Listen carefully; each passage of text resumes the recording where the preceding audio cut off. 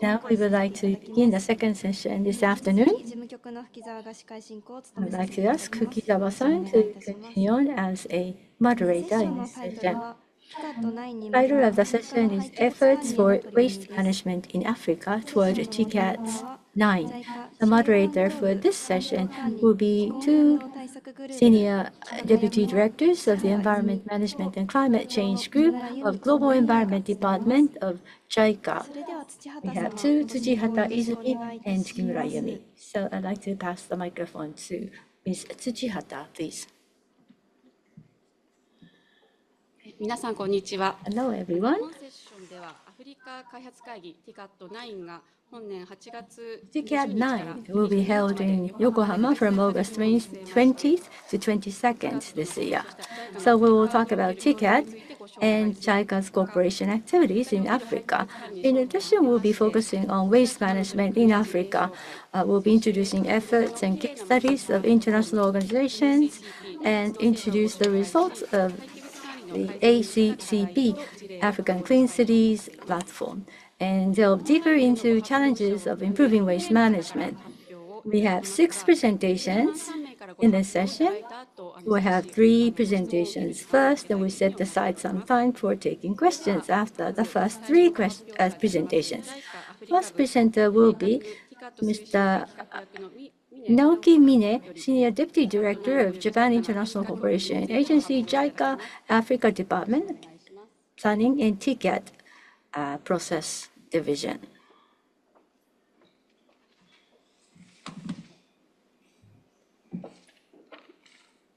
Hello, everyone. My name is Mine from Africa Department of JICA. In this presentation, I'll talk about cooperation efforts in Africa, and I'll talk about TICAD as well. So this is the environmental management session, but we are focusing on Africa here. So your mind should also be tuned into Africa. We have African panelists and participants here in this venue. So let's all focus on Africa.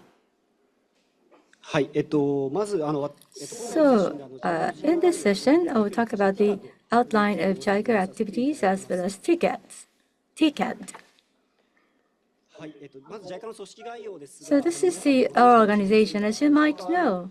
JICA headquarters is located in Tokyo, close by here. And in other regions in Japan, we have 15 domestic offices from Hokkaido down to Okinawa, and we have 96 overseas offices. And we are providing ODA activities in 139 countries. Other than JICA headquarters, domestic offices will be focusing on environment in Fukuoka, agriculture in Tsukuba. We have different training activities and programs, depending on where they are located. This is the scheme. We are focusing on technical cooperation, ODA loans, and grant aid. With regard to technical cooperations, we dispatch experts to transfer technology. For ODA loans, on a long-term basis, we provide low-interest loans. Much of that is used for infrastructure development. With regard to grant aid, this is a grant aid with no obligation to repay. So this is often used for development of infrastructure such as hospitals. We also have volunteer programs. And in case of natural disasters such as typhoons and earthquakes, we do have a program to send emergency aid. This shows the size of our activities and operations. You can see Africa on the lower left-hand side. We also have South Asia and Southeast Asia and the Pacific. Take one example, South Asia. We have 987.3 billion yen, the size of the JICA program in 8 different countries. This is not a cumulative number. This is a number as of 2023.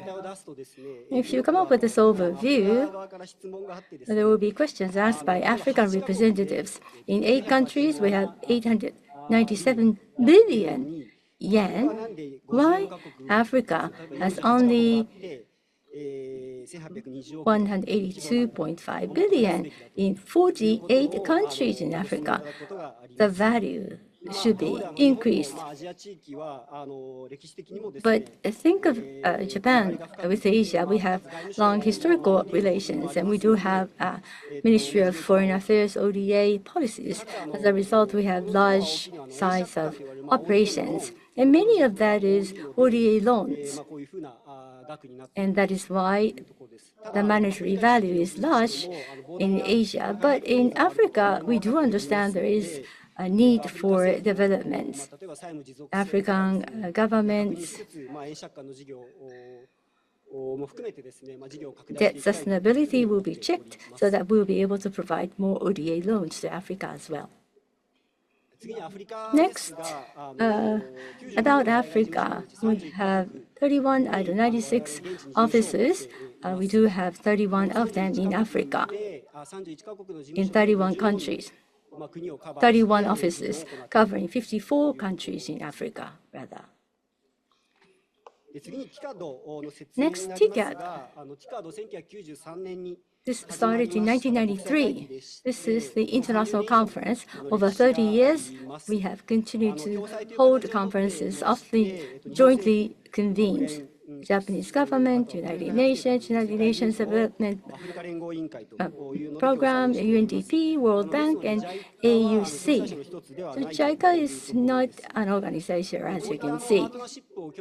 But in order to strengthen partnership, we have built this international conference. We have EU, we have HOCAC in China, and South Korea, and also Turkey have used a similar method. But TICAD is the oldest, most historical conference on Africa. In 2023, TICAD 8 was held in Tunisia, and TICAD 9 is scheduled in August in Yokohama this year.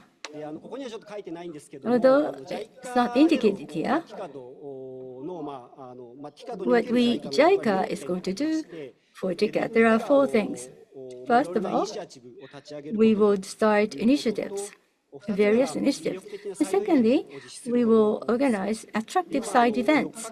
There will be 4 days, and we are planning to hold about 30 side events.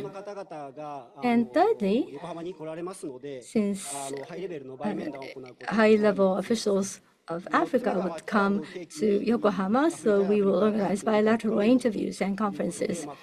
And number 4, we will make sure that we have effective public relations activities, public communications. TICAD9, this will be the TICAD held in Japan after 6 years. So we would have to focus on public relations and public communications within Japan.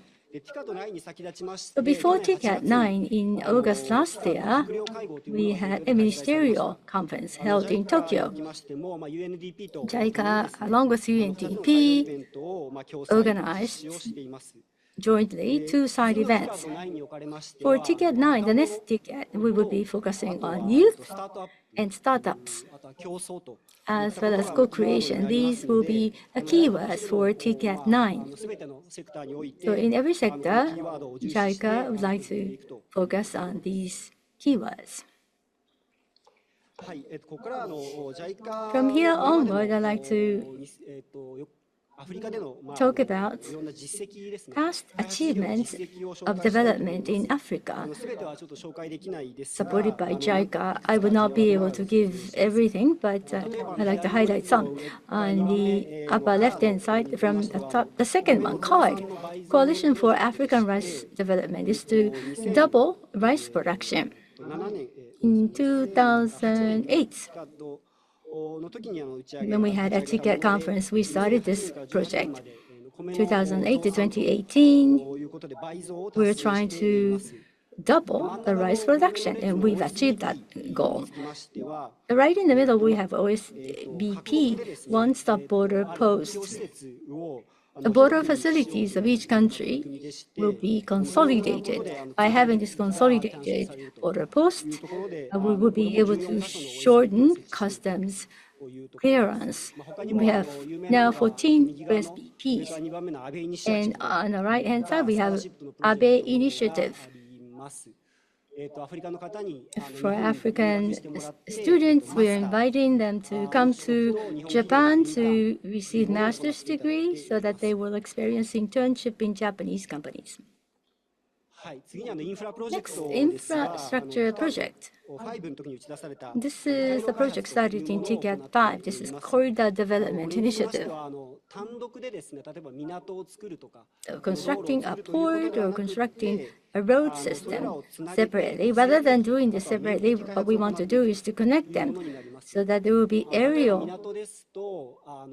spread of the development area. For example, we have a large depth port being built, being able to receive large vessels, so the port capacity can be increased.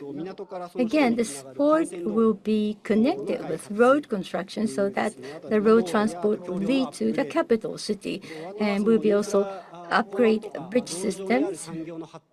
This would help develop infrastructure and industries alongside this major roads. That is what we call a corridor development.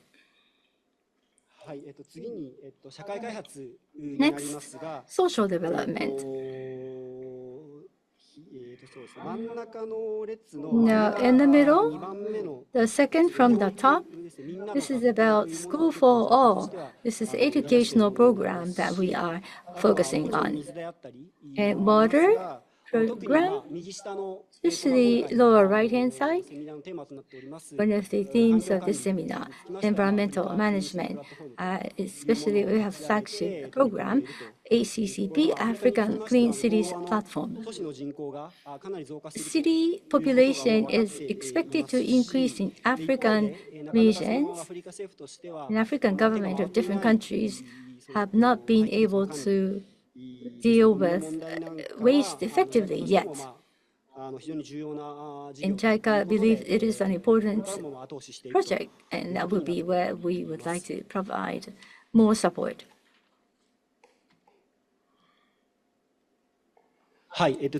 Next, this is about peace building. I forgot to mention early on, economy, society, and peace are three major pillars we focus on in promoting development. So this is about the Peace and Stability Initiative. Road building, education programs, providing to school, and this is the additional area of support. Unless peace is maintained within the country, children would not be able to go to school, and there would not be any private investment. So that is why we are focusing on peace area. Upper left-hand side, Uganda, host community support. Uganda receives refugees from neighboring countries.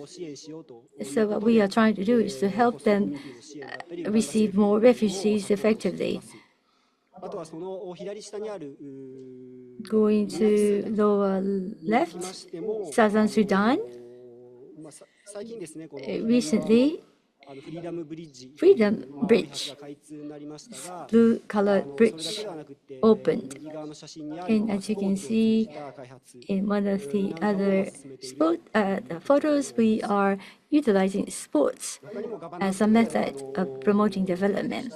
In the area of governance, we are trying to enhance capability of local government as well as providing training to police forces.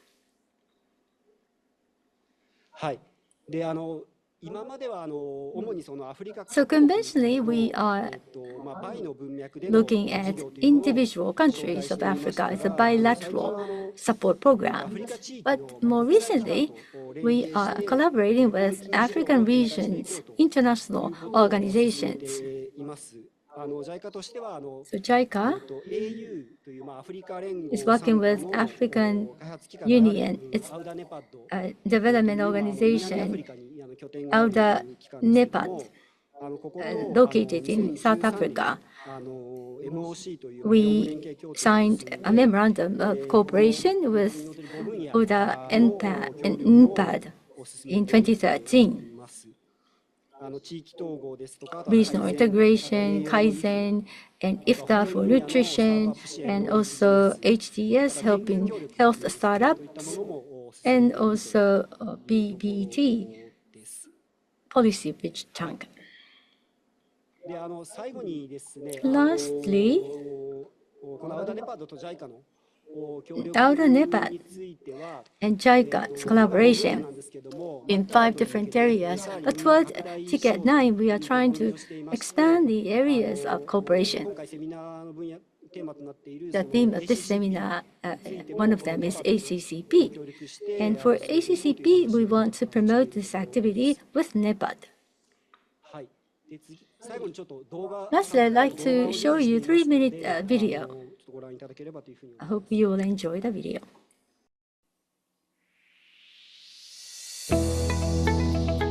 In an era of increasing global connectivity and limitless opportunities, the partnership between Africa and Japan stands as a powerful example of successful collaboration and mutual development.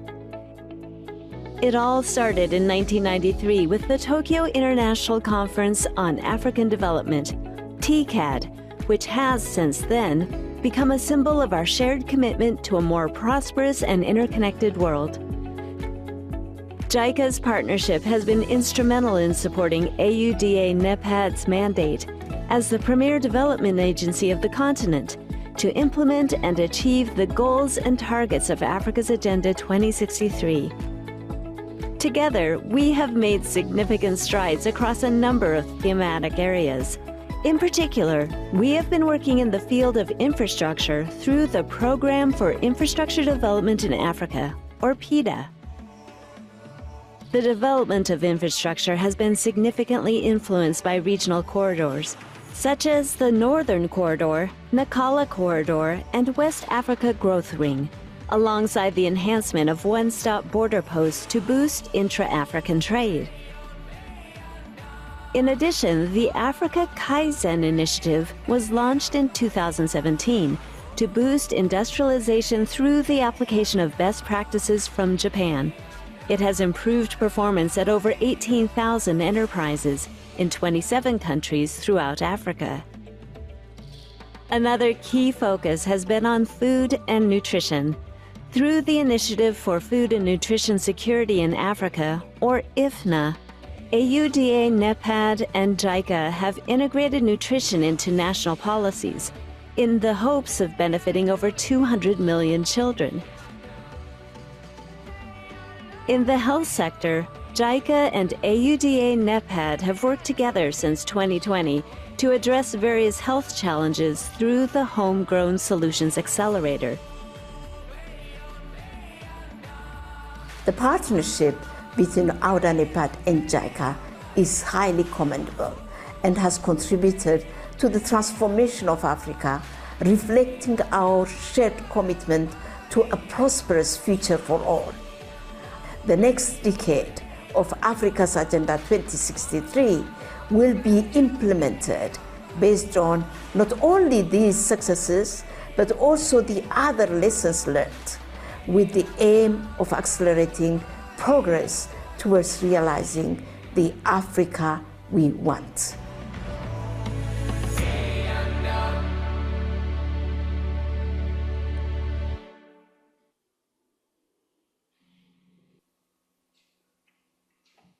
This is my last slide. This is a repetition, but TICAD9 will be held in August, 20th and 21st in August. And we are going to host about 30 different side events. I hope to see you all in Yokohama in August. Thank you for listening.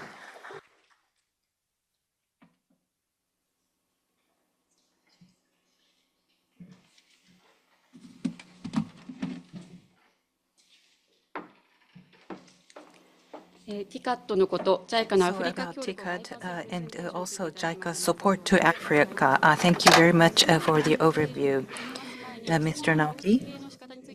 So before we go on, in terms of question and answers, we may not be able to entertain all questions because of the time constraints. So even during the presentation, if you have any questions, please raise your hand, and the Secretariat will bring you a piece of paper to jot your question down. And those of you joining us online, please use the chat box. So now, moving on to the second speaker, we have from UN Habitat, Associate Program Management Officer, Ms. Jinno Shiho, will talk about current state and issues of waste management in Africa. Ms. Jinno, please. Hi, thank you very much, Tsuchihata-san. Can I be heard? Okay, thanks. Okay, great. Let me share my screen. Can you see my screen? Good. Thank you. Okay, great. Thank you so much. Thank you so much. Good morning or good afternoon. My name is Shiho from UN Habitat and the Secretariat of the African Clean Cities Platform. And now I will make my presentation regarding the waste challenge and the way forward in the African countries and the cities. So this is the governance structure of the African Clean Cities Platform. But for those who are not really familiar with the ACCP, let me a little bit go through the details of the ACCP. So African Clean Cities Platform, we have two governance structures. One of them is the ACCP Assembly. We are organizing this assembly every 3 years in conjunction with TICAD. So the next upcoming assembly will be organized in this August together with the TICAD, where all the country members are invited, and we review the past 3 years activities and also determine the next 3 years direction of the ACCP. At the same time, we have monthly steering committee meeting consists of the ACCP partners like the Ministry of the Environment Japan, Yokohama City, JICA, UNEP, and the UN Habitat. At this moment, UN Habitat is hosting the secretariat function from 2019. And then we also have another membership of ACCP called ACCP Associate Members, who are mostly from the bilateral and multilateral donors, regional institutions in Africa, or international institutions, government or non-governmental organizations, and so on and so on. And then through this members or partners, we are trying to support the ACCP member countries and the cities. And then currently we have 196 cities from 47 countries in the African continent. And waste-wise cities too. So ACCP, together with UN Habitat Waste Management Initiative Waste-Wise Cities Program, we developed and launched Waste-Wise Cities tool, which is a monitoring methodology of SDG indicator 11.6.1, which specifies proportion of municipal solid waste collected and managed in controlled facilities out of total municipal solid waste generated by the city. If you apply this tool, you can assess how much of municipal solid waste generated, collected, and treated in controlled facilities in your city. And also you can identify the recovery chain and its actors. Of course, the tool can check the environmental and operational control level of waste management facilities in your city, like composting facility, transfer stations, recycling facilities, and landfill site as well.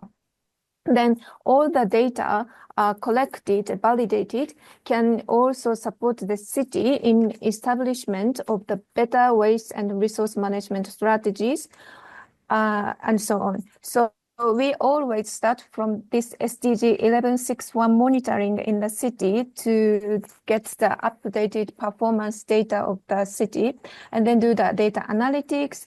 And after, we invite all the stakeholders to validate the data. And the stakeholders is like from the waste pickers, private companies, city authorities as well, and then sometimes Minister of the Environment also join. Then we bring those results to the ACCP associate members or other donor entities so that we can co-develop the project and then get impacts on the ground. So here is one of the workflow chart sample results from Mombasa, Kenya's coastal city, where we have more than 1.2 million inhabitants. We conducted this survey in 2019, and the result is like this. So every day, 700 tons of municipal solid waste is generated in Mombasa, and almost 30 tons is going to recovery facilities, and 370 tons are going to the disposal facilities. Thanks to the waste pickers' presence, there is some communication between these facilities. So as a result, in Mombasa, 36 tons per day of municipal solid waste is recovered. And also the recovery facilities in Mombasa, they are all categorized as a controlled facility. So 100% of the waste treated in recovery facilities are categorized, counted as the waste managed in controlled facility. However, disposal site in Mombasa is categorized as uncontrolled facilities. Therefore, this amount is brought to the disposal facility. 0 ton is managed in a controlled facility. So overall, 56% of waste is collected in Mombasa. However, SDG 11.6.1 is only 5%. And the other challenge in Mombasa is this amount of uncollected waste. 300 tons per day of the waste is remaining as uncollected. And together with the waste managed in uncontrolled facilities, they are becoming the major source of open waste burning, GHG gas emissions, and plastic leakage. And here is the plastic waste flow chart of Mombasa. As you see, annually, almost 19,000 tons of plastic waste is generated in Mombasa, and half of them is remaining as uncollected, and the other part are collected formally or informally. However, the method of the collection is not really good, so a bit of the waste plastic is leaking to the environment. And also uncontrolled landfill site, from the landfill site, also plastic is leaking. So overall, 52% of total plastic waste generated in Mombasa is polluting the environment. And then you see 20% of them are going to the water bodies like rivers, lakes, or oceans. So as a result of the calculation, plastic leakage from the Mombasa's waste management system to the water body is 3.4 kg per person per year. This means every single day, one person is throwing 500 ml PET bottle to the water body. So after the data collection and the analysis, we organized the local stakeholders workshop in Mombasa, and the future waste flow in Mombasa was developed together with all the stakeholders here. And after this development, Mombasa County government started some actions, such as registration and licensing of waste collectors. At this moment, they have already registered 1,702 waste pickers. And also they started Solid Waste Management Act and the construction of material recovery facility with the support of the European Investment Bank. I think Joyce will elaborate more on this point after my presentation. And also WWF and the Coca-Cola Foundation supported Mombasa's city for the construction and also capacity development of the waste cleaner group and the other stakeholders. And here is another sample of the Lagos from Nigeria. We conducted the work survey in 2021. As you see, maybe I'm not really going through the details of the this result, but in Nigeria, Lagos, 48% of waste is collected. However, if we look at 1161, only 8% of the waste is managed in controlled facilities. And then this one is the plastic waste flow chart of Lagos. Overall, 65% of total plastic waste generated in Mombasa is polluting the environment. And then 39%, almost 40% of the plastic waste is leaking to the water body, meaning 34 kg per person per year, the plastic is leaking from the waste management system to the ocean.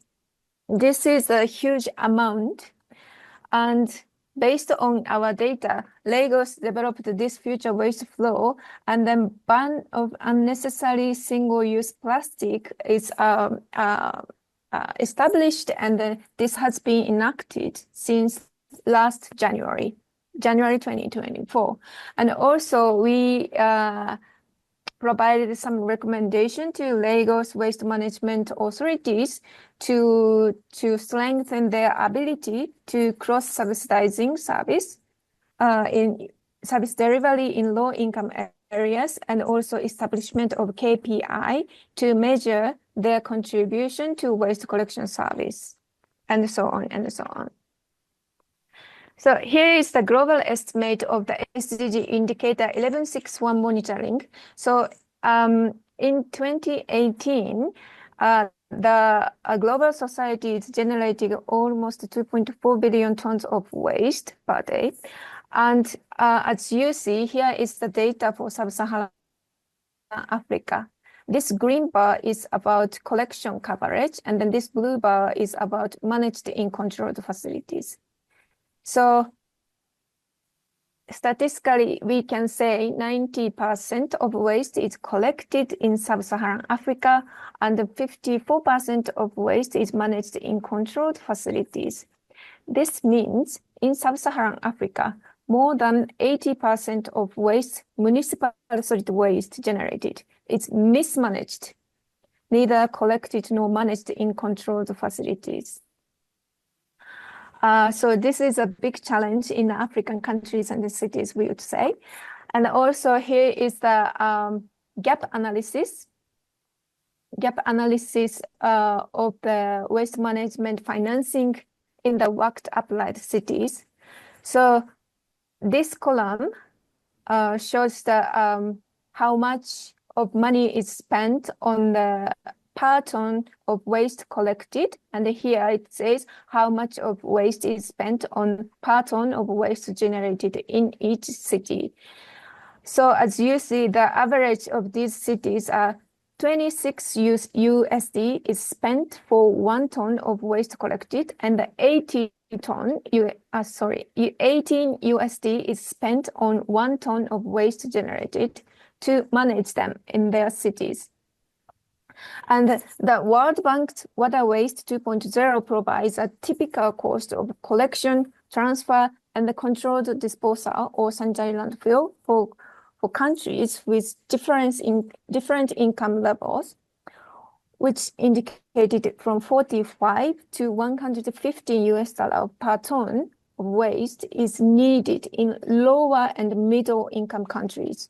So this means that the financial resources entering the waste sector in these cities would need to be doubled or tripled or carefully planned and distributed to expand the waste collection service and manage or operate the facilities.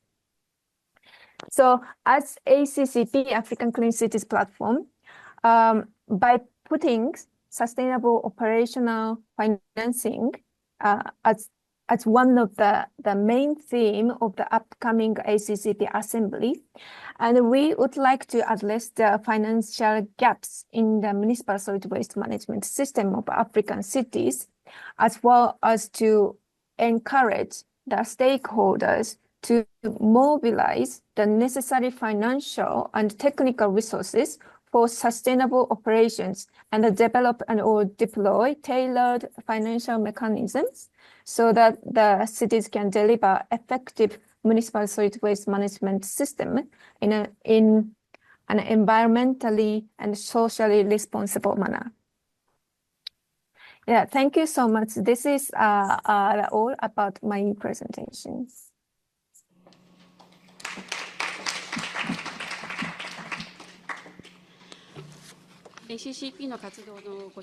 Thank you very much. Introduction for the ACCP, and she has been also mentioning about the challenges through evaluations. So thank you very much, Ms. Jinno, for your presentation. With that, this is going to be the last presenter for the first half of the session. This is Ms. Joyce Koo from European Investment Bank, and she is to be speaking under the title The Current State and Issues of Waste Management in Africa. So, Ms. Joyce, please. Good morning, good afternoon, everyone. My name is Joyce Koo. I am a circular economy waste expert. I work for the European Investment Bank. I am responsible for waste management circular economy projects in sub-Saharan Africa for the bank.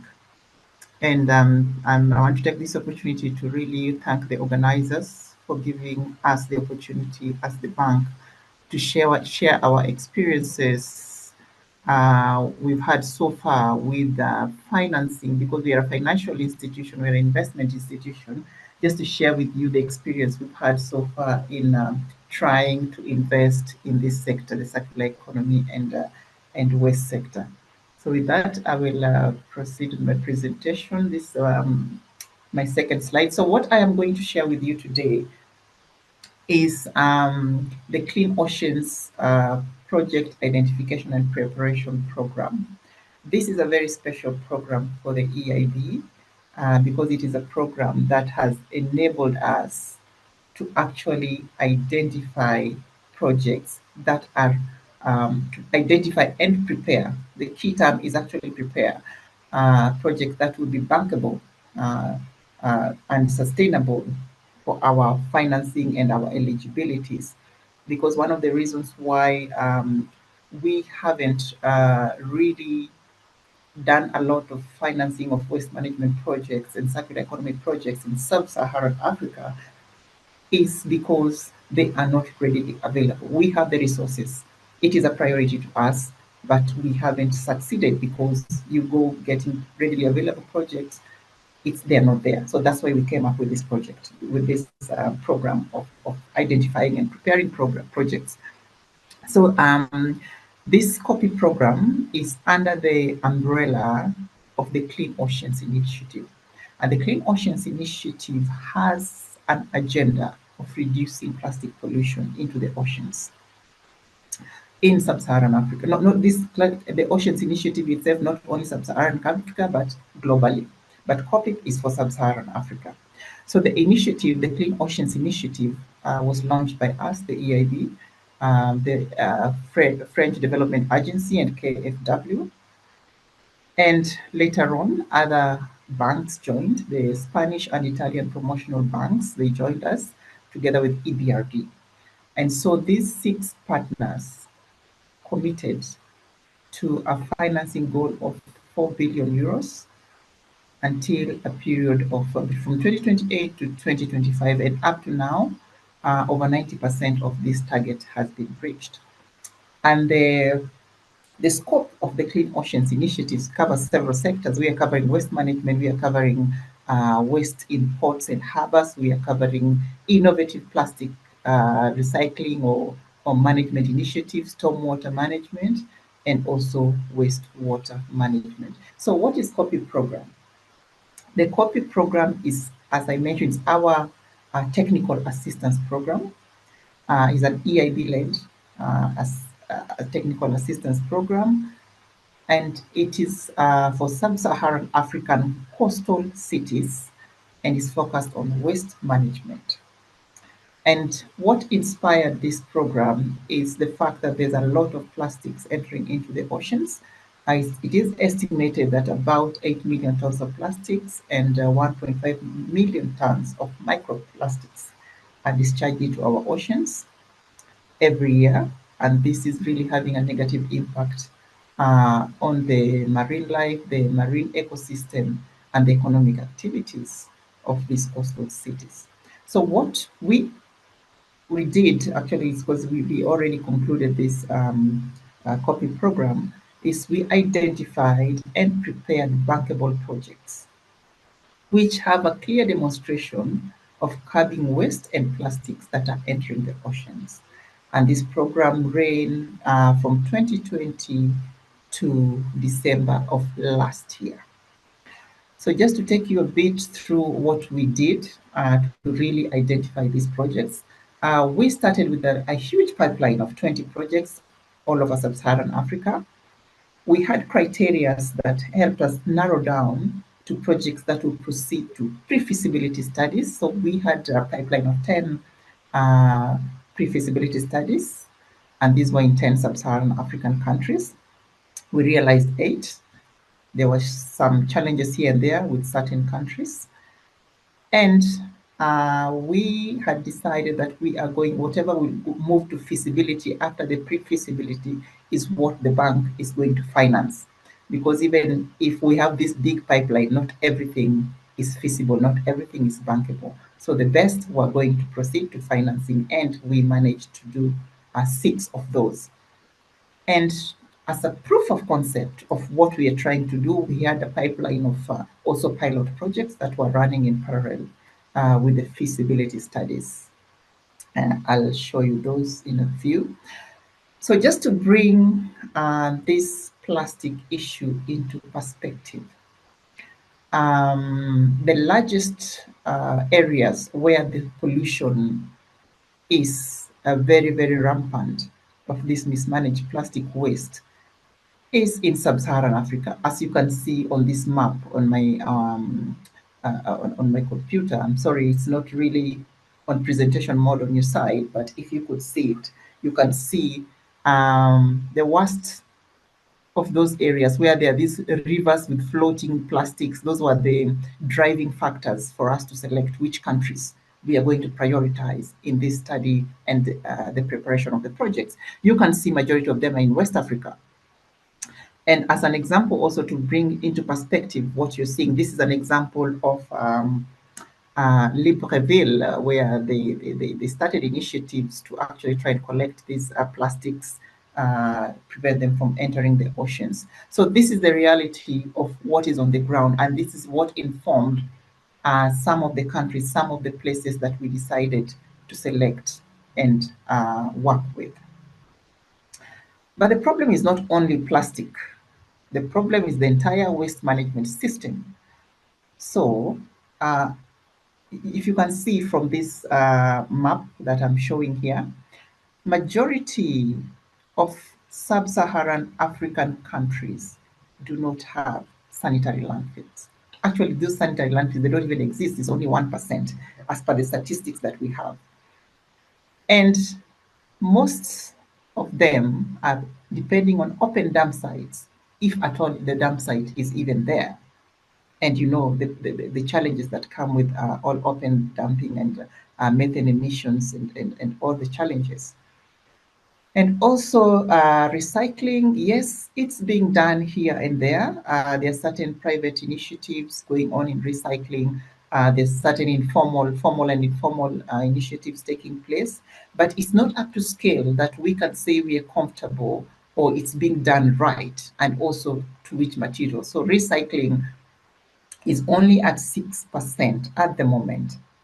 Things like incineration do not exist, anaerobic digestion, very low scale, composting also very low scale. So looking at these statistics, we could not just say because the Clean Oceans Initiative is focusing on plastic reduction, we look at only the plastic elements, but we had to incorporate the entire waste management value chain, including stakeholder analysis, policies, etc.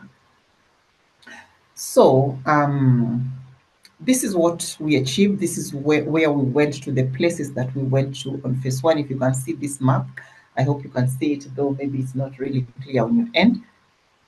The countries that we identified, the 20 projects, even on the map you can see majority are in West Africa, but we did narrow down into the feasibilities that I mentioned, and still majority of them were in West Africa. East Africa, we only have Kenya and Tanzania, and that is Mombasa, a coastal city. Tanga is also a coastal city in Tanzania. And eventually we settled on 6 projects that are viable, are bankable, are feasible, and we are going to work with. So these projects, one of them is in Gabon. We're focusing on integrated solid waste management and looking at everything. We also have Tanzania. Tanzania, we are looking at making it a zero waste model through circular economy. Mombasa, Kenya, we are also incorporating circular economy, and that's especially through the recycling activities. We have another one in Benin, Togo, and the Gambia. So these were the most bankable projects that we identified from the list of 20 that we had identified at the beginning. So one thing to note, all these projects that we have settled on, they're all public. It was much more viable for us, or feasible, to work with public promoters. But of course, there will be PPPs in the initiative, in the project. There are PPPs there, but our counterparty, our client, is public institutions. Each of these projects, minimum investment cost is 20 million euros. Because as a bank, mostly, even if we actually, for sovereign loans and public projects, the bank, we do minimum of 50 million euros. However, because this was a really critical situation, critical issue on plastic pollution and waste management, and normally the rates of returns for solid waste management is normally on the lower side. So not many countries are in a position to take up big loans to finance solid waste management. So the bank was very lenient when it came to this COPIP program. So we set a minimum investment project cost of 20 million. However, we do not finance the entire cost of investment, because we have to share the risk. That is a bank policy. So even the projects that we have identified, we are only going to finance 50% of them. The rest we will have to look for co-financiers. And I'm happy to say that maybe one of the co-financiers that we are looking for, we've been having discussions with, especially for the Mombasa project, is JICA. We've not concluded anything yet, but we may work together on that. So just to give you an example of Mombasa, what we are doing in Mombasa, Shiho already alluded to some works going on there. UN Habitat did some studies in 2029. We also did additional studies during pre-feasibility and feasibility study. And of course, what Shiho already presented is the real situation on the ground. So now we just have updated information on this. And of course, this is one of the projects that we are going to finance. So for this city, as you saw before, over 1,000 tons of waste is being generated. Currently, there's no source separation. There's no adequate collection or transportation systems. Treatment and recycling facilities are not there, and even if they're there, they're at a very, very low scale. There's no sanitary landfill. They only have 2 open dump sites. And these open dump sites, they host a lot of informal workers. There are over 1,000 waste pickers who depend on the or their livelihoods depend on actually scavenging on these dump sites. So as we can see, the recycling currently taking place very less, only less than 5%. Even though the amount some is being collected and taken to the dump site, of course, it's a dump site. Still, there's all kinds of environmental pollution. There's no any environmental control. So in as much as the waste is going there, we all have all the problems that are expected of normal dump sites. And of course, there's leakage, which she already presented also, leakage into the environment, leakage into the ocean, leakage all over the place. So what we are going to do through the COPIP program is ended. Now we are moving forward to implementation of the studies that we've done, and that we are going to look at designing of construction of collection points. There are going to be almost around 60 collection points and transfer points. There's also going to be source separation. So the waste will be taken to these transfer points, source separated. And then there will be construction of material recovery facilities in strategic locations. We're looking at 4 big, large-scale material recovery facilities in 4 sub-counties. There's a total of 6 sub-counties, but the 4 sub-counties will be able to serve the entire county in terms of material recovery facilities. And of course, we expect that this will promote recycling, will promote circular economy, and decent job creation. Because of high concentration of high composition of organic waste, the way we are treating organic waste for this project, we are looking at composting, not only composting, but also biomethanization, where the waste is converted into biogas. And the plan is, if possible, if the facilities allow, it can be also converted into electricity. The methane gas can be converted to electricity. And another project component, we are going to design and construct Mwakirunge dam site into a engineered landfill site. And we expect a lifetime of this landfill to be 20 years. So currently the estimated project cost is 60 million. The bank, as I mentioned, we only finance 50%. The bank is going to finance 30 million euros.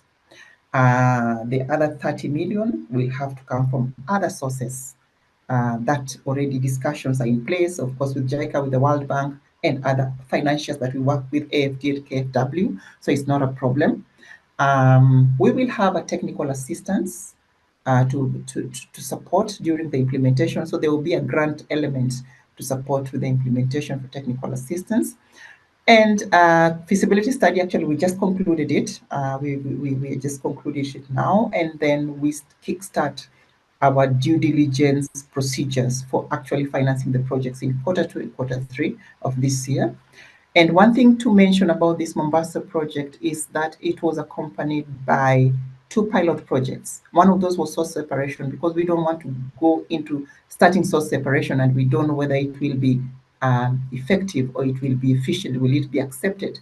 And through the pilot project that we did on source separation, it showed a lot of positive uptake by the communities, because they had these raw, clean materials, and they started initiatives that we didn't think they could start. For example, many societies or initiatives started composting activities. They started BSF, that's lava production, and that was really positive. So we have tested this, and we know it is going to work. And also, we also had another an application, a software that is connecting recyclers and waste generators to do business, like a business platform, where if you have your waste, you just post it in this app, and the recyclers or those are interested can see, and they can come and do business with you to really facilitate circularity and recycling. So what we are expecting will be the outcomes of this project. Once we implement, we foresee the implementation towards the end of this year, starting towards the end of this year into or early next year. because of the improved waste collection, there will be clean drainage systems, and therefore we expect reduced risk of flooding, and that, of course, that contributes to climate adaptation, and also reduced cost of resources through recycling, because we will be reducing reliance on virgin materials, and of course that protects the environment. We expect reduced carbon emissions, especially from methane, and also if we are producing a renewable energy, so we don't expect to exploit natural resources to produce energy, and also closure of dam sites. Of course, we also reduce the emissions that come from that. And job creation through recycling, through the protection of marine ecosystems.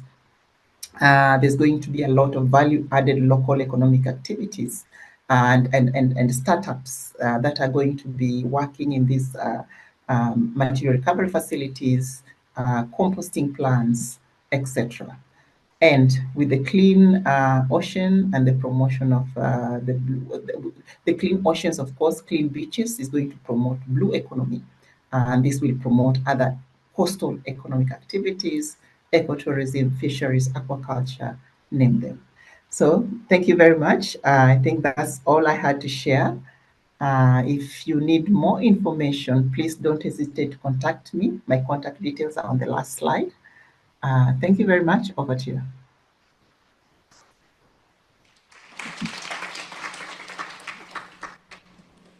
Thank you very much. Just like ERB, we have investment bank and also development bank, which are international organizations. And they are forming bankable projects in the area of waste management. And I think that was a very good example of how they overcame the various challenges associated with that. Thank you very much for very interesting presentation. So we have received 3 presentations in the first part. We wanted to take some time to take questions from the audience, but in the interest of time, we have to move on. With regard to Joyce, she has to leave now, so thank you very much. We would like to thank her again. I understand Jinno-san can stay with us. Thank you. If you have questions, you can send them and I can address them later. Thank you very much. Thank you very much.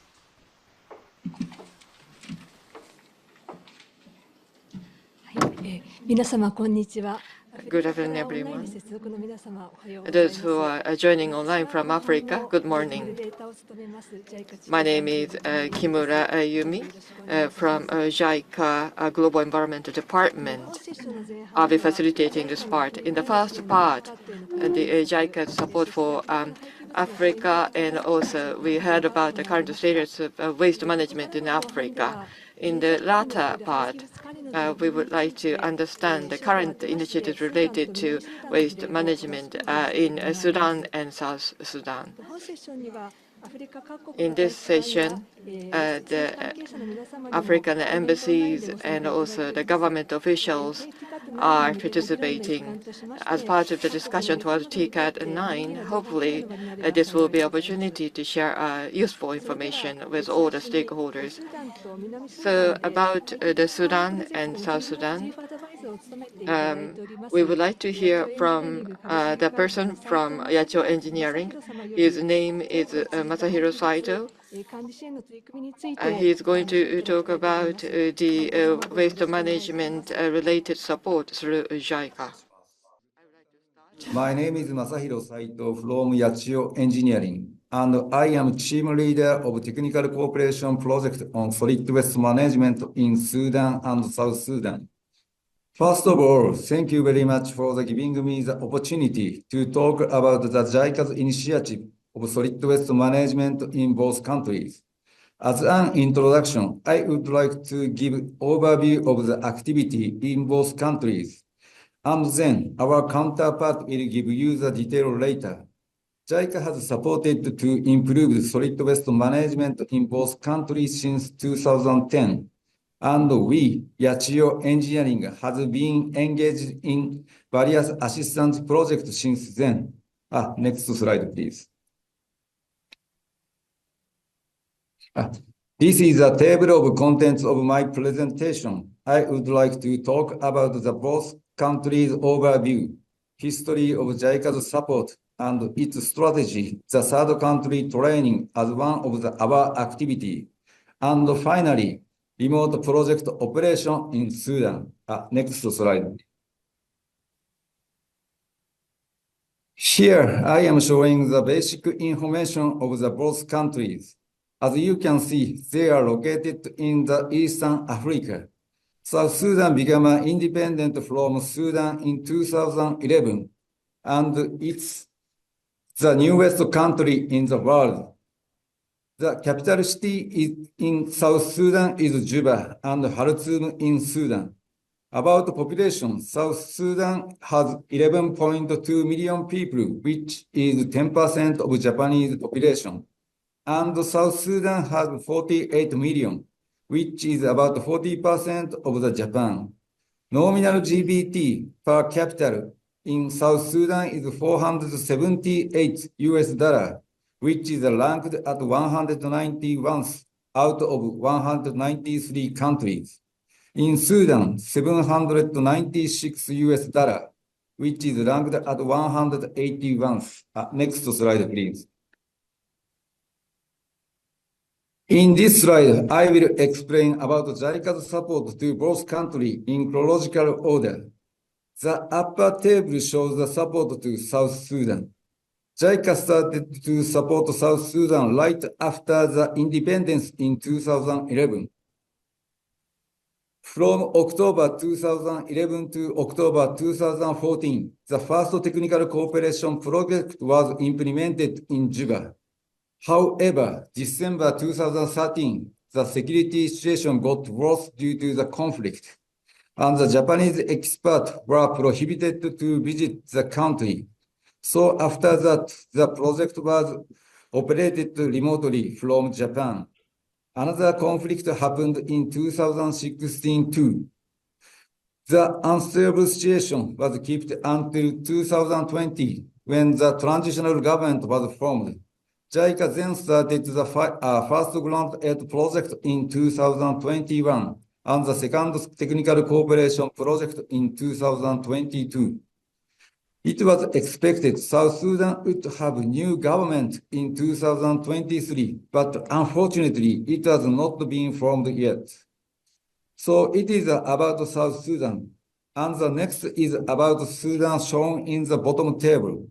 JICA implemented the first grant aid project in Khartoum from June 2013 to October 2016. In parallel, the first technical cooperation project was implemented in March 2014 to March 2017. As a result, waste management in Khartoum state became much improved. In 2019, Bashir's regime got to end, and after the security situation got recovered, JICA started the second grant aid project and technical cooperation project. Disseminated the Khartoum success to other states. However, in April 2023, the security situation got worse in Sudan. As you know, the project has been operated remotely from since then, like the same as South Sudan. So now we are working on both projects under the such politically and financially unsustainable situation. Next slide, please. Here, I am showing the strategy of JICA's support on solid waste management improvement for both countries. As I mentioned previously, JICA provides support to both countries with combining grant aid project and technical cooperation project. JICA called this method program approach. In development country, we always see shortage of equipment, knowledge, and experience. So considering such situation, JICA project procure equipment as ODA grants and provide technical assistance to properly and effectively operate the equipment. To be more specific, in the grant aid project, we procured waste collection vehicle and heavy equipment for landfill operation and mechanical workshop for them. In the technical cooperation project, we supported waste collection planning and operation, landfill site improvement planning and implementation, financial and organization brief up, and skill improvement for equipment maintenance. So through both type of support together, we are aiming at sustainable waste management system. Next slide, please. In the technical cooperation project, we adopt third country training because we think it is easier to learn by the scene. At the beginning of the project in both countries, we took them Bangladesh as the third country training. Bangladesh is one of the successful cases with the JICA's program approach. In Bangladesh, the waste collection rate was 40% before, and it got 85% after the program approach implementation. In addition, the open dumping site was improved to the control dumping site. The participants also learned Bangladesh history on solid waste management improvement with JICA's support, the participatory waste collection system, landfill site management, and vehicle maintenance. Before the training, the participants from both countries tended to think waste management could be improved as long as the equipment were provided. So we want them to learn importance of the public awareness, relationship building with communities, and equipment maintenance. After the training, our counterparts often have community meeting and regular vehicle inspection. Next slide, please. As I mentioned before, in Sudan, on-site activity by Japanese experts have suspended since 2023 due to the conflict. The operation cost for the Grant 8 waste collection vehicle should be covered by the waste collection tariff. And at first, South Sudan got success through a pilot project of the user fee collection. So we took Sudanese counterpart to South Sudan as another third country training to learn the user fee collection system. The training included a lecture on the user fee collection manual, participation on community meeting, leaflet distribution, collecting the user fee, training on the user fee collector, and the steering committee meeting. After going back to the Sudan, they started the first pilot project for the user fee collection, implementing what they learned in South Sudan, and now it's making a good progress. Also, example of mutual support, the Sudanese counterpart provide instruction to South Sudan counterparts on how to conduct the waste quantity and quality survey through JICA project in 2017. I am really hoping waste management in both countries will be improved by supporting each other. Next slide, please.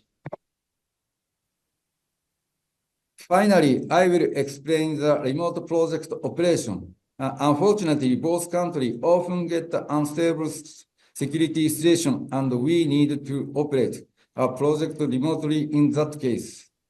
After the conflict in Sudan in 2023, currently we are operating the project remotely with the structure shown here. For the remote operation, the most important thing is to build a good relationship among the counterparts, Japanese experts, and national staff.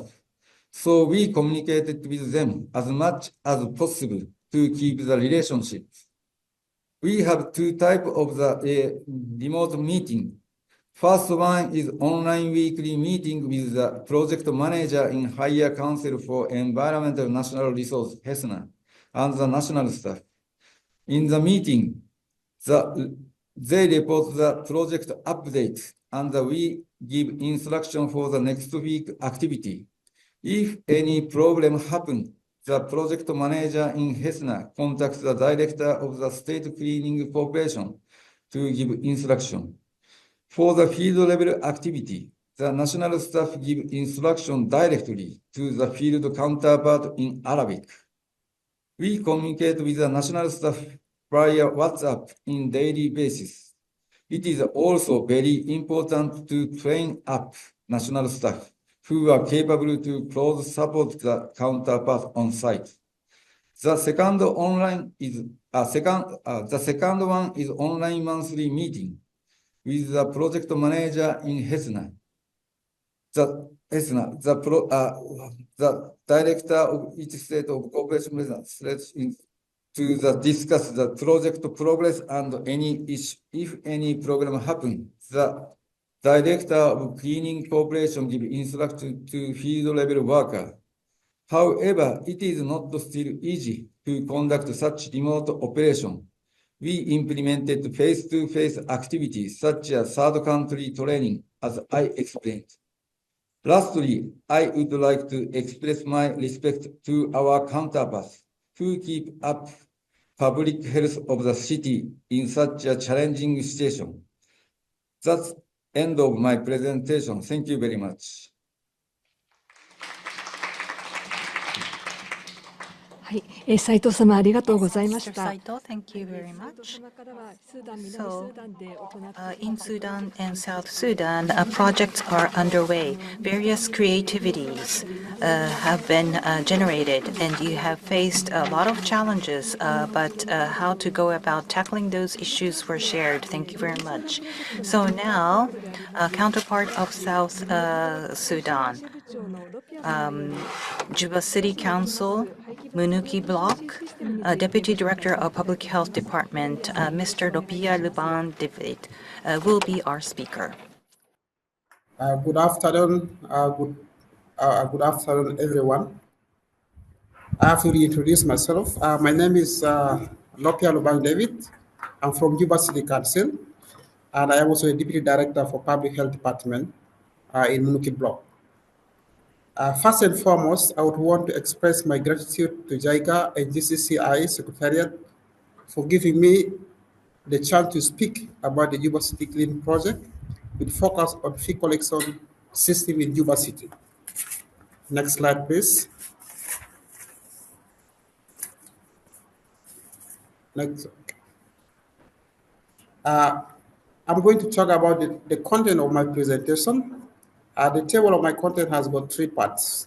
The first one is about the technical components project. Number 2 is about the grant aid project. Number 3, I will speak about the fee collection system in the technical cooperation project. Next slide, please. This slide details out the all in Juba City Clean project. In this slide, I will explain about the assistance and the overall goal of the Juba City Clean project as being to improve solid waste management situation in Juba. However, the project purpose reiterates that a waste management system for Juba City is established in accordance with the solid waste management master plan. Next slide. In this slide, I will explain about the project area. The project areas are 2. First is Juba City, which is the capital city of South Sudan.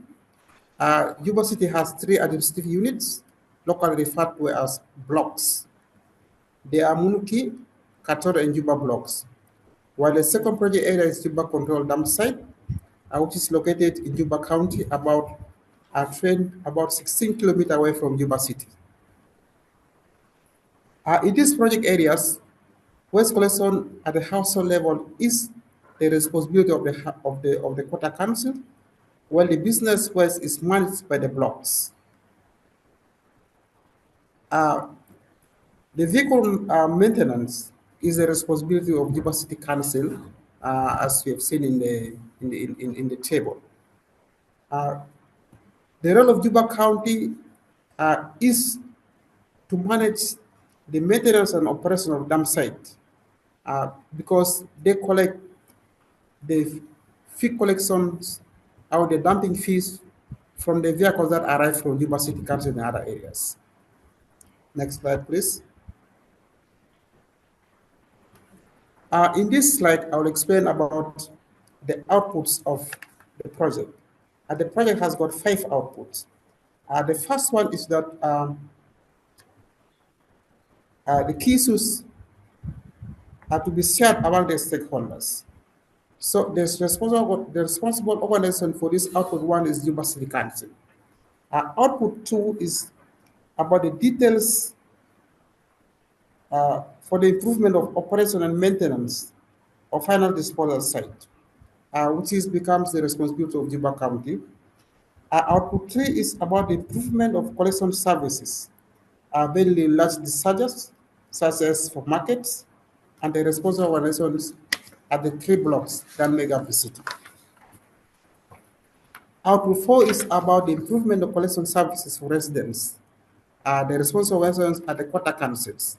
These are the smallest units within Juba City Council.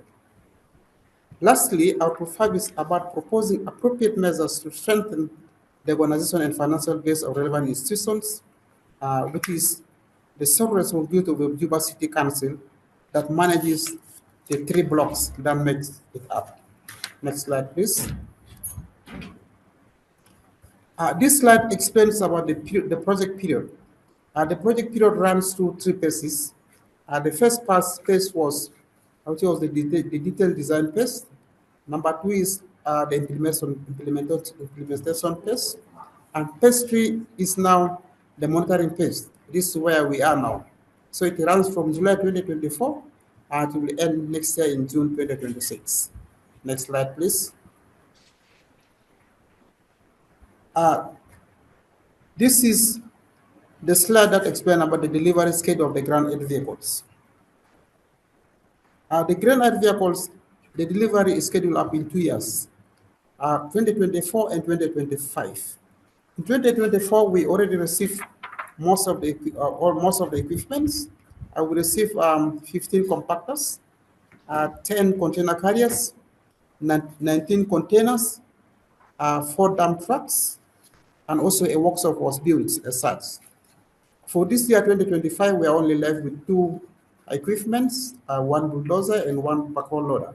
This will be given to Juba County for the operation and maintenance of the landfill site. Next slide.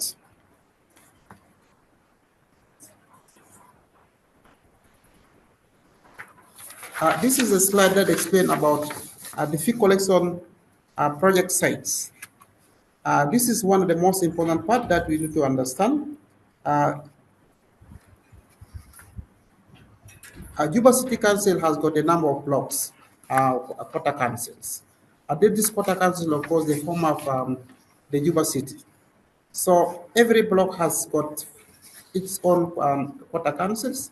Like for Juba blocks, we have 14 quarter councils, and out of which the fee collection pilot project is at the moment is under 50%, of which 7 out of 14 quarter councils have fee collection pilot project. In Munuki block, we have 24 quarter councils, and the fee collection rate is at 25%, which means 6 out of 24 quarter councils are managed. We have a Kator block that has 19 quarter councils, and currently the collection rate is at 47%.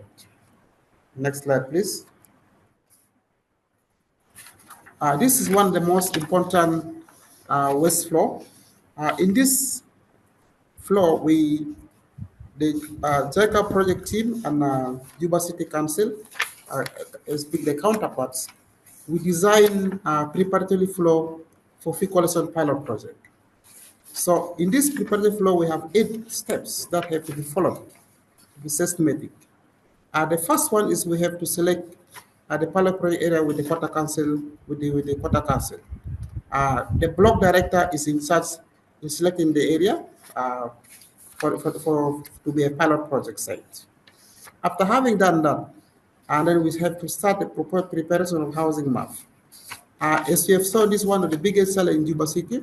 We do not have proper maps for the households. So we thought best we have to make maps for all these project areas to ease fee collection. After that, now we do a confirmation of the housing map on the site and examination of collection points and do with the quarter council.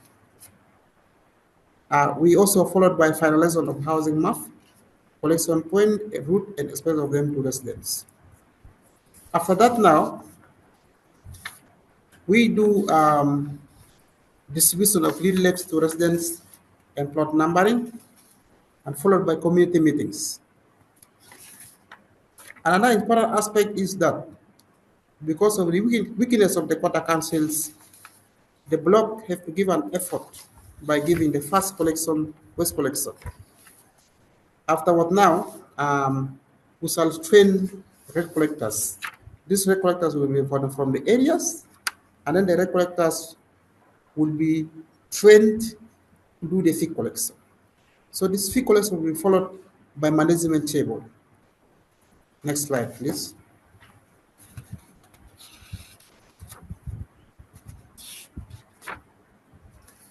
This is an important tool for effective fee collection.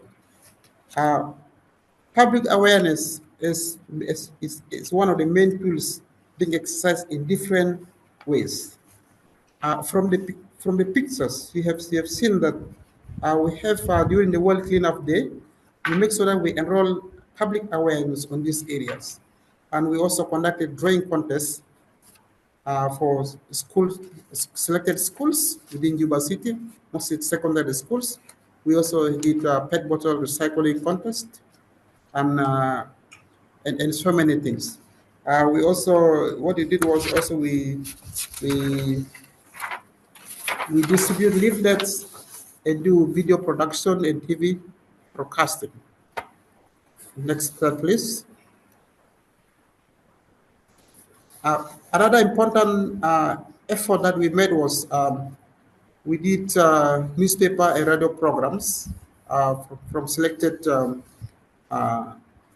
companies, and also we made a Facebook page so that 1,000 people will be able to access more information on the fee collection systems that we already put in the system.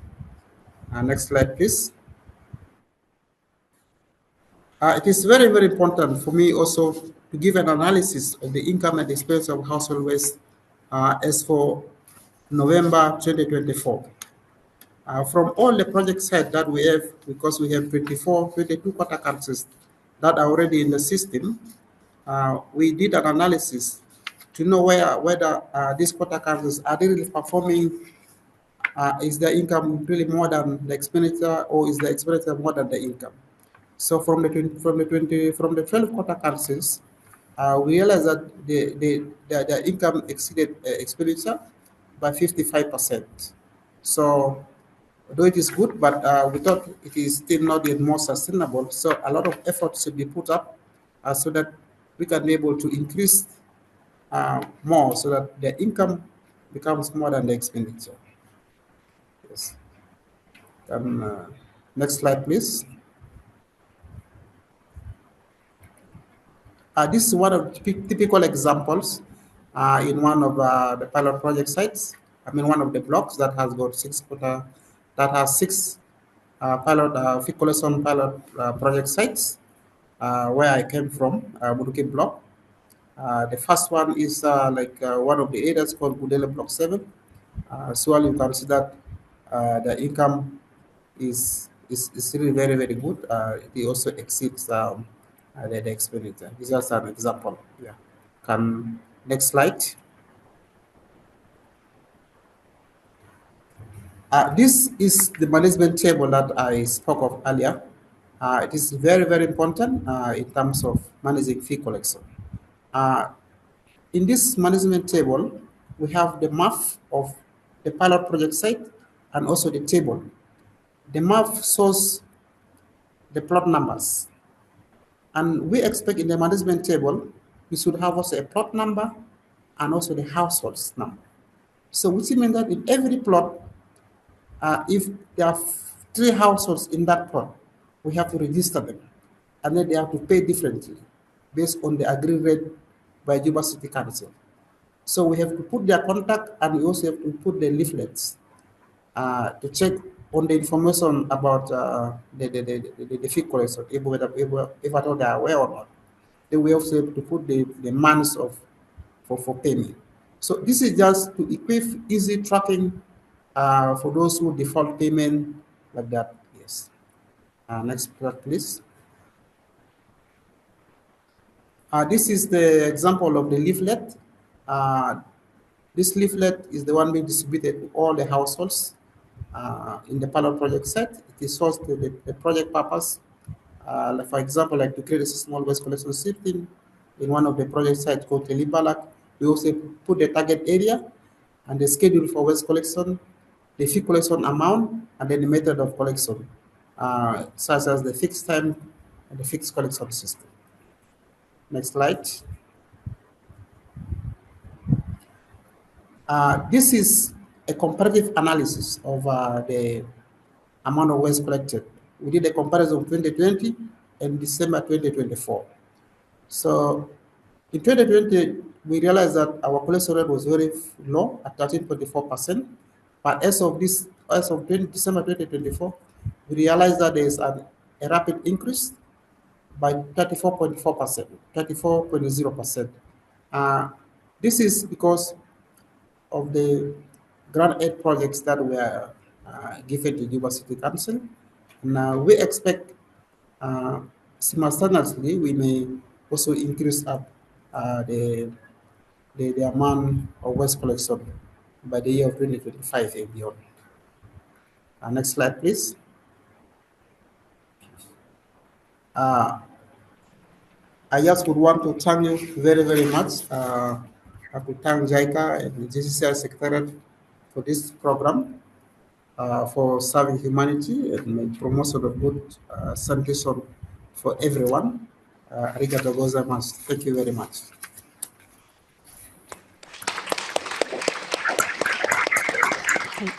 Thank you, Mr. Lopia. Lastly, we would like to hear from Sudan. We have Mr. Gosai, Director of Waste Management of Higher Council for Environment and Natural Resources of Sudan. So please go ahead. Thank you. Assalamu alaikum. Hello, everybody. My name is Gosai Ahmed from Sudan. I work for Higher Council for Environment and Natural Resource, Waste Management Director. I'm glad to participate in this important event, and I would like to thank JICA for this opportunity, and also thank for the continuous support for my country. Even the security situation in Sudan is not stable, but JICA continuous support. I will present our experience in community-led waste collection initiative in Sudan and Clean Cities project implemented by JICA. Next. My presentation. Hello? Yeah. Okay. My presentation, I will talk about three topics: outline of the technical cooperation project and granted project and community-led waste collection initiative in the technical cooperation project. Next. The objectives of the technical cooperation project and the overall goal of the project is solid waste management service in the target state is improved, and project purpose is management capacity of cleaning corporation in the target state is improved. Next.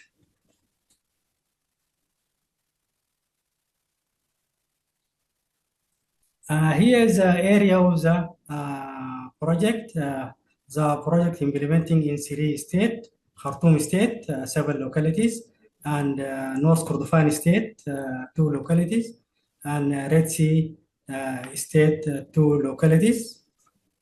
Next.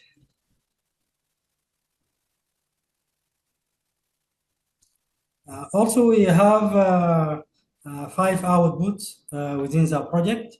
three outputs related to each clinic operation in the state to strengthen the waste management capacity in each clinic operation. And number one is the current state and challenge of waste management in the target area are identified, and this is responsible of higher council for environment and cleaning operation in each state. The cleaning operation in each state is a government body taking care of waste management in each state. And all these five output is working together in collaboration with a higher council for environment and each target state. Next.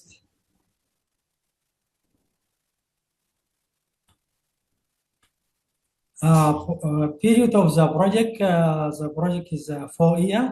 Start from April 2021 until April 2025. We have 3 phases. Now we are in phase 3, implementation and monitoring phase. Next. Number 2 is a granted project. Also, we received 81 equipment from the project distributed to the 3 states, mainly collection vehicles and transportation vehicles and landfill equipment. And all this equipment distributed the 3 states, Khartoum state and Red Sea state received their equipment, and North Kordofan equipment now on the way to the state and delay because of the security situation in the North Kordofan state, but by the end of this month, they will receive their equipment. Next.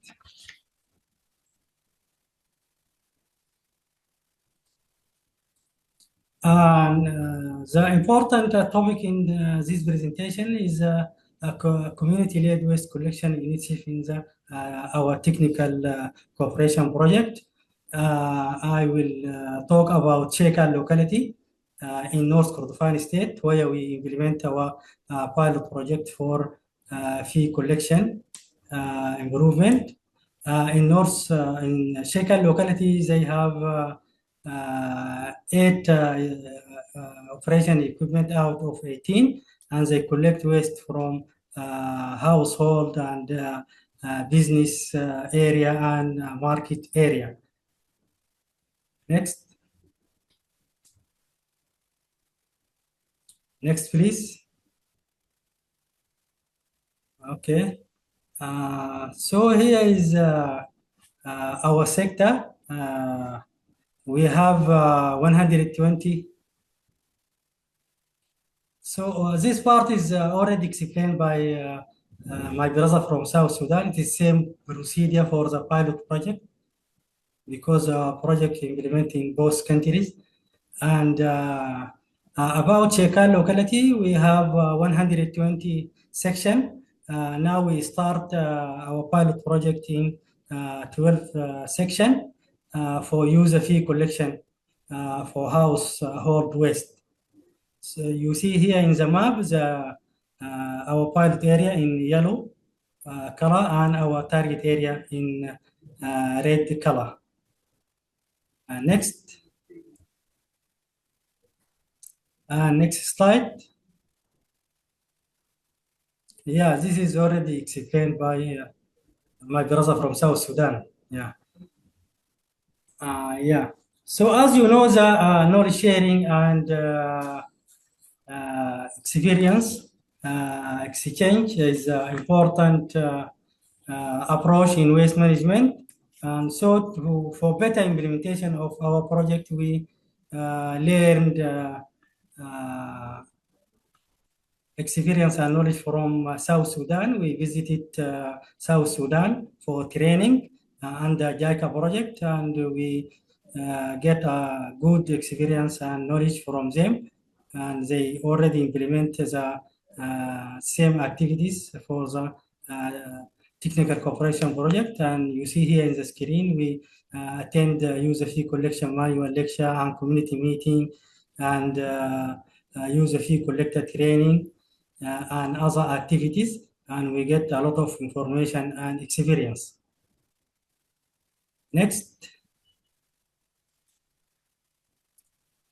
Here also one of the good example of knowledge sharing and exchange experience between our country in Sudan and South Sudan. Sorry, the previous slide, please. Okay, here also our visit to Bangladesh to get information and experience from Bangladesh as advanced experience and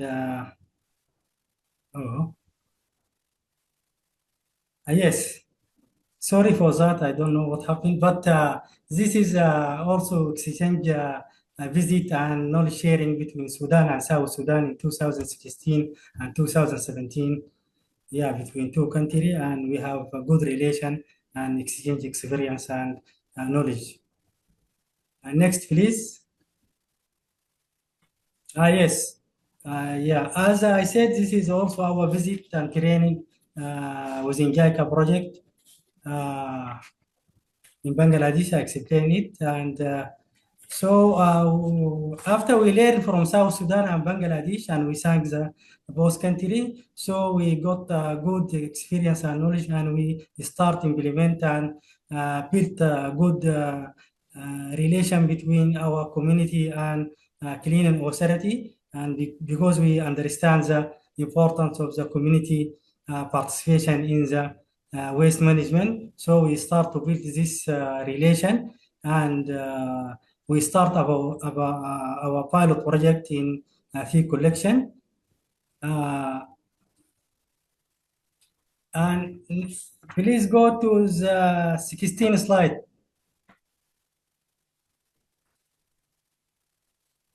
Yeah, next. Yes, here you see we start our user fee collection pilot project in Shekan by build a good relation between community and cleaning authority. And here is a section we implemented the pilot project, and we start collect fee. And here you see the amount of fee collection. Next, please. Yeah, here is a balance of the fee collection in Shekan locality. They use rental equipment because they didn't receive their granted equipment yet. So the fee collection amount is covers the cost of the pilot area services, and after they receiving the equipment, granted equipment, the cost will operate the collection vehicles comes from the granted equipment.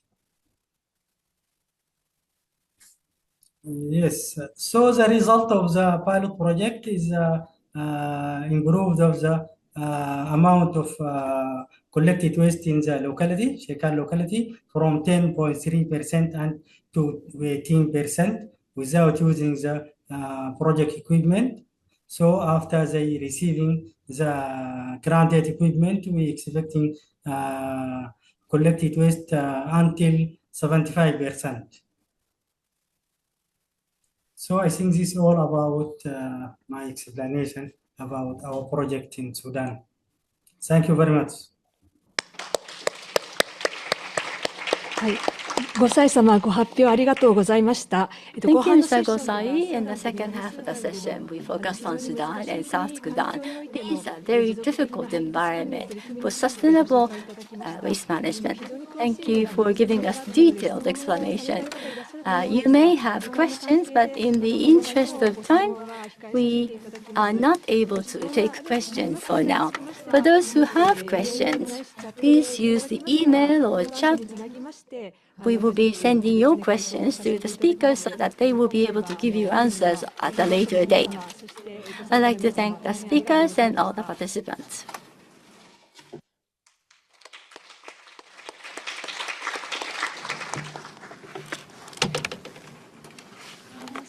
Thank you very much for your presentation. And with this, we would like to close this session. And next will be a wrap-up session. We are already running over, but we would like to take 5 minutes recess from here. But we would like to resume at 5:10 Japan time. 5:10 Japan time. Please enjoy 10 minutes break.